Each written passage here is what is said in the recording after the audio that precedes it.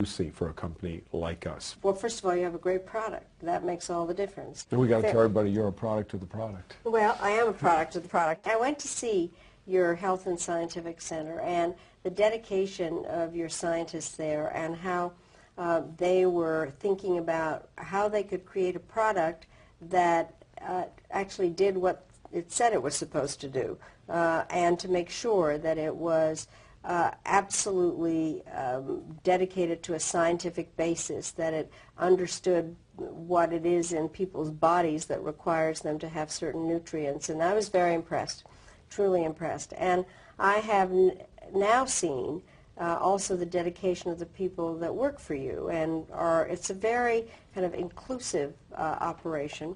And I like the idea of an American product being helpful to people in other parts of the world. And so it has every combination of things that I like. It's a very good product, delivered by really good people. One of the things that our distributors are working very hard to do is take our business opportunity to really to the lowest socioeconomic level. We've got these things called nutrition clubs going, and these home-based businesses are starting, where people are inviting people over and they're replacing a bad meal. And we see this as an opportunity to go into markets worldwide. Where do you think we need to focus more? I have been to those places, believe me. I have seen people that are dirt poor that then spend money on things that are not healthy. And they're in a cycle. And it's a cycle. I've also seen that people can't find a job. So the combination of you helping people to have a healthy, nutritional meal that is not that expensive, that is provided to them by people who also want a job, is a totally win-win situation. I think the way, in America, I think a lot of people see it as a way to lose weight. I can testify to that. Right. But I think in other places, people need to see it more as a nutritional way to live, that it is a way that they can get a good meal that provides them with the basic life. I mean, the hardest part, I have to tell you, Michael, is we all diet and other people are starving.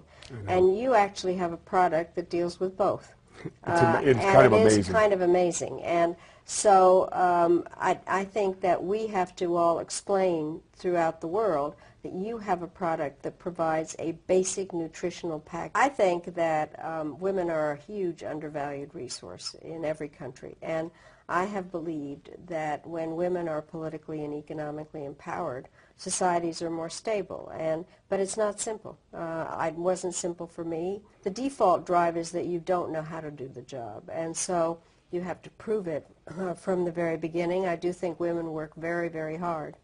The part that I like about what you do with Herbalife is women are very good at interpersonal relations and of really developing a relationship with the person that they're dealing with. And I think that the kind of sales operation that Herbalife has is the one that really allows women to shine in terms of explaining and good about family health and nutrition. That's kind of what women do on a daily basis. And so I think they are a very natural sales force for you.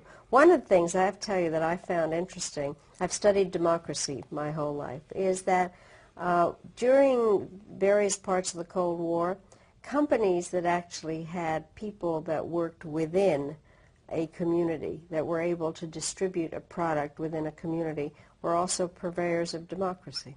We found that. I can do a whole study for you. Because of the empowerment? Because the empowerment and having the capability of making decisions about their own lives, and they talk to somebody and they say, you could do that.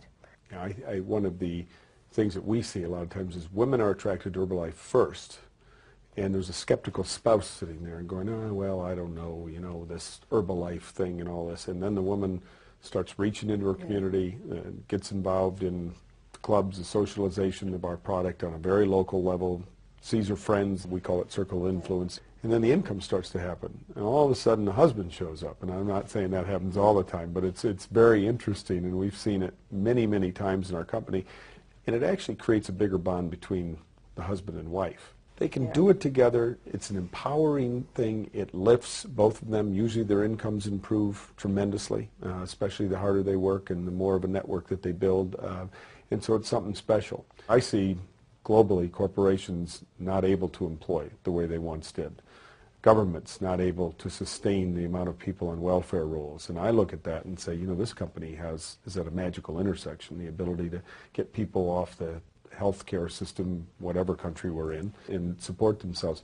But as you look in your experience in this company, what are our strengths, weaknesses, opportunities, and threats, if you will? Well, let me just say that, speaking diplomatically, the world is a mess. That is a diplomatic term of art. I don't think I've ever seen as complicated situation. Basically, it is difficult. But it is exactly, I think, that out of that difficulty and challenge, it's a huge opportunity for Herbalife and for companies that have the capability of delivering a message that says you can help yourself, that things may look grim or whatever, and people are talking about huge government fiscal packages and various things like that. Ultimately, I think what Herbalife does and the way that you are conceiving of the workforce, it is people saying, okay, I can do something myself to improve my life. I think the problems that are out there that we all have to work on is that there is a protectionist sentiment in the world, which is that whenever things are not good economically, people say, well, let's kind of just worry about ourselves and not worry about everybody else. And so as we put on regulations to keep out certain products out of the United States, there is the reciprocal thing that happens somewhere else that may have nothing to do with Herbalife. It just has to do with whatever the trade situation is. And so I think that it's very important to understand the regulatory systems in other countries and to understand the international climate in which you're operating. There's some suspicion of the U.S. just flat. I mean, Period. As wonderful as I've been saying it is to have an American product, in some places it is a problem. You have the double problem, I think, of proving that a product is a good product and it's an American product. In other places, it's a great advantage.